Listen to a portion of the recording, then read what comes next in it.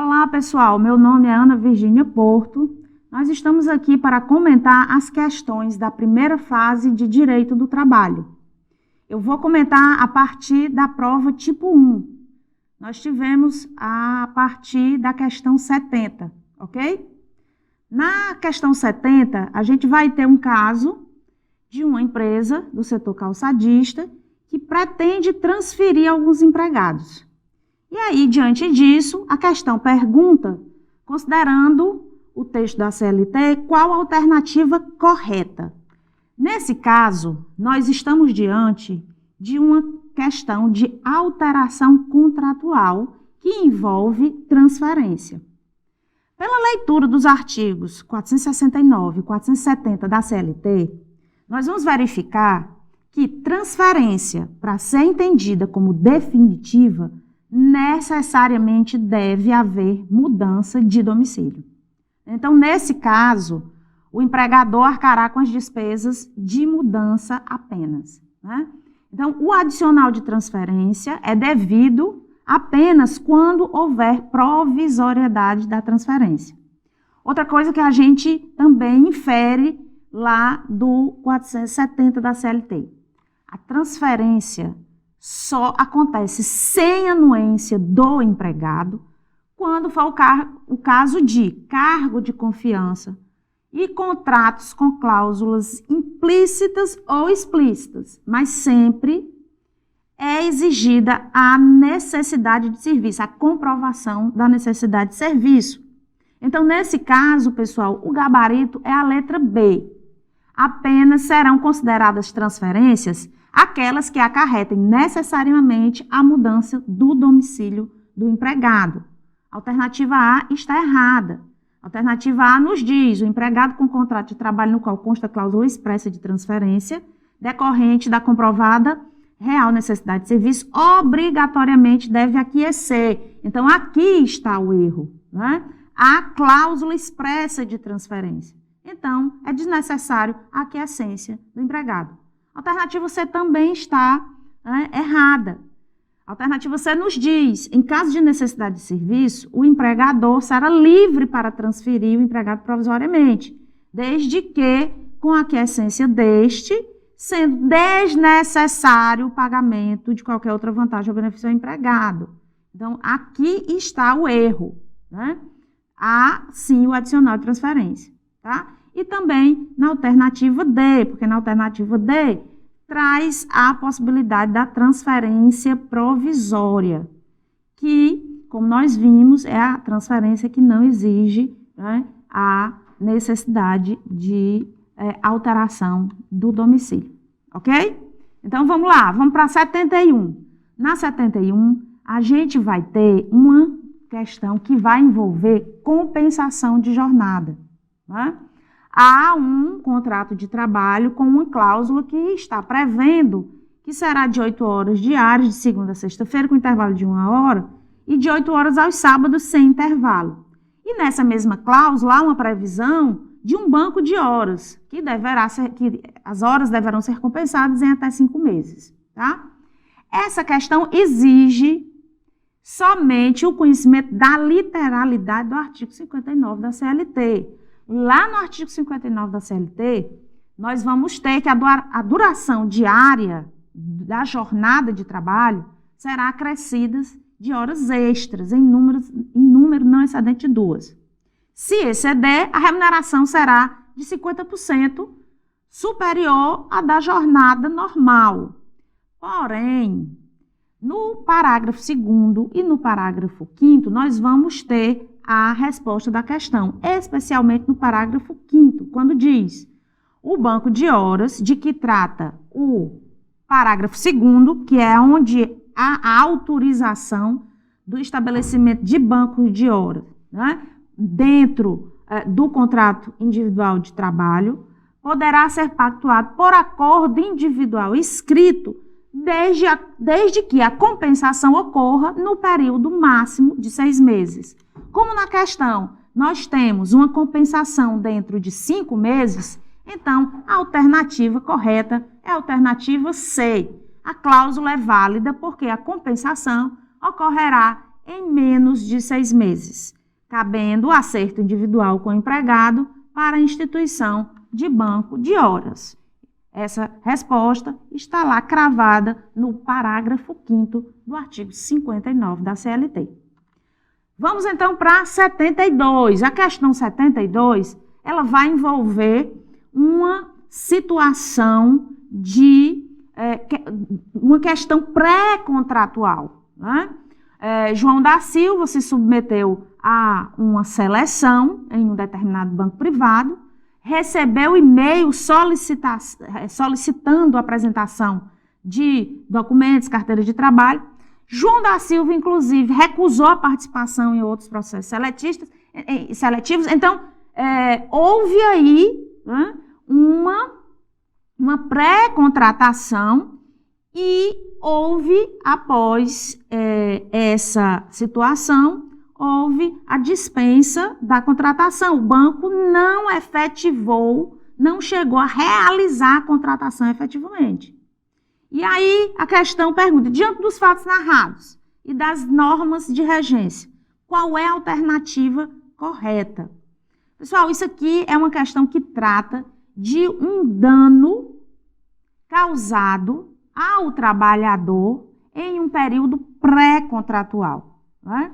Então, quando é que o dano pré-contratual acontece? Acontece quando a empresa cria uma expectativa, né, no trabalhador, uma expectativa de contratação, sobretudo quando nessa fase de tratativas iniciais são realizados exames admissionais, ou abertura de cota salário, ou algum tipo de sinalização de que o obreiro tem, né, que será contratado, a quase certeza da admissão, né, e que, por fim, não acontece a contratação. Então, essa questão, ela vai estar inserida aí naquela fase de potencialidade de uma futura relação de emprego, mas que tem uma sinalização concreta. É a chamada fase pré-contratual.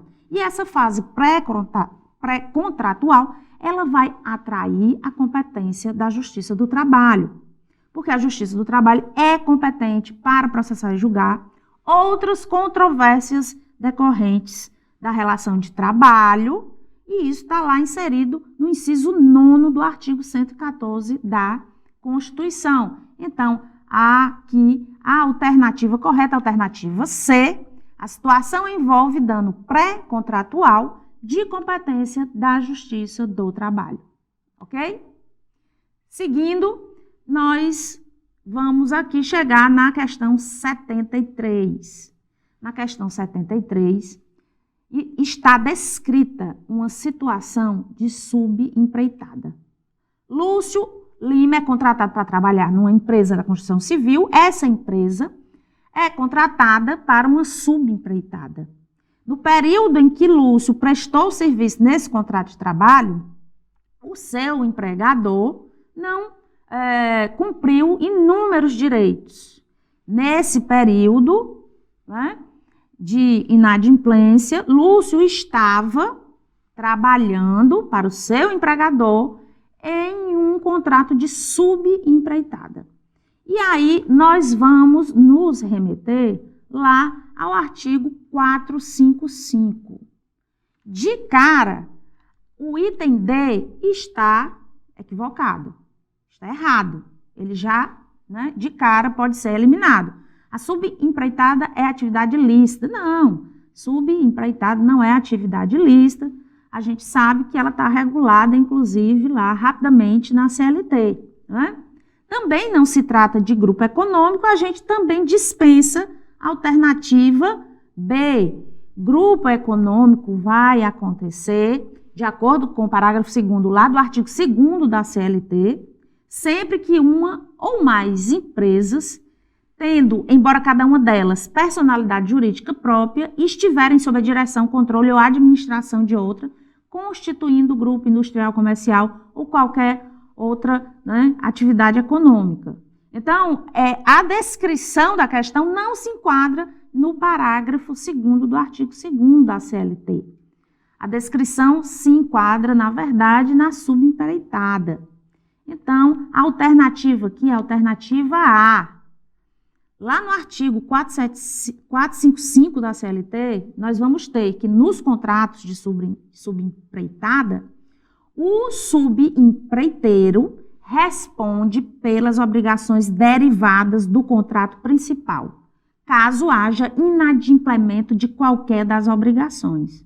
Inclusive, parágrafo único vai nos dizer, o empreiteiro principal, né, ao empreiteiro principal, fica ressalvada uma ação regressiva contra o subempreiteiro. Mas a questão aqui, o que a gente precisa saber é que cabe ação em face de ambas as empresas, né? Ambas figurarão no polo passivo da demanda. Então, a alternativa aqui é a alternativa A. Dando continuidade, a gente chega então na questão 74. Na questão 74, a gente vai ter uma situação de alteração subjetiva do contrato de trabalho, de alteração do polo empregatício da relação de emprego, né? Houve aí um plano de expansão da empresa e acabou assumindo outros restaurantes. E aí, preocupada com os contratos de trabalho dos futuros empregados, ela consulta você na condição de advogado. E aí, o que é que nós vamos ter, considerando o texto seletista e, inclusive, a principiologia, né, do direito do trabalho? De cara, a alternativa A está correta, né? Nós temos que nos lembrar dos artigos 10 e 448 da CLT. No artigo 10, qualquer alteração na estrutura jurídica da empresa não afetará os direitos adquiridos por seus empregados. E o artigo 448, né, resolve toda a questão. A mudança na propriedade ou na estrutura jurídica da empresa não afetará os contratos de trabalho dos seus respectivos empregados. De forma que qualquer modificação na estrutura jurídica ou na transferência da propriedade, alienação, venda, incorporação, o que for, não acarretará qualquer modificação no contrato de trabalho em curso, né? Os efeitos do contrato permanecem intactos. É a esse fenômeno que se dá o nome de sucessão trabalhista ou alteração subjetiva do contrato. Essa alteração subjetiva do contrato, lembrando, só pode acontecer no polo do empregador, porque a relação com o empregado é personalíssima. Então, há a assunção de todos os créditos e débitos pelo novo titular, né, independente da sua vontade ou do negócio jurídico firmado com o antigo proprietário. Gabarito é a alternativa A. Dando sequência, a gente chega à última questão do direito do trabalho, questão 75 da prova tipo 1. Nessa questão, nós vamos estar diante de uma discussão sobre salário, sobre utilidade não salarial, na verdade. Aqui se trata de um plano de saúde que é oferecido pela empresa a seus empregados e a seus dependentes, né? Então, todos os empregados se interessam pelo plano, né, e aderem o documento de adesão. Nessa situação, a questão pergunta, né, qual a alternativa correta? O benefício não é considerado salário-utilidade e, assim, não haverá qualquer reflexo nas outras verbas salariais, será? O plano, por se tratar de salário in natura, vai integrar o salário dos empregados. Alternativa C, o valor do plano deverá ser integrado ao salário dos empregados pela metade do seu valor de mercado. Alternativa D, o valor relativo ao empregado não será integrado ao salário, mas o valor referente aos dependentes refletirá nos demais direitos do trabalhador. Aqui, pessoal, se trata daquelas utilidades, daquele salário in natura e daquelas utilidades não salariais. Vocês lembram da diferença? Né? O que é para o trabalho e pelo trabalho. Mas aí nós vamos, né, ter a resposta dessa questão pela leitura do artigo 458 da CLT. Lá no artigo 458 da CLT, a gente vai ter no parágrafo 1º as utilidades salariais e no parágrafo 2º as utilidades não salariais. Lá no inciso 4 do parágrafo 2º, então, do artigo 458 da CLT, está muito claro que não serão consideradas salário as utilidades referentes à assistência médica, hospitalar e odontológica, prestadas diretamente ou mediante seguro-saúde. Então, voltando para a questão, a gente vai excluir as 3 últimas opções e a alternativa correta é a alternativa A. Plano de saúde é utilidade não salarial, ela não incorpora ao contrato e não reflete em qualquer outra verba salarial. Ok, pessoal? Espero que eu tenha ajudado vocês aí nos estudos e nos encontramos na segunda fase com certeza. Um abraço e bons estudos!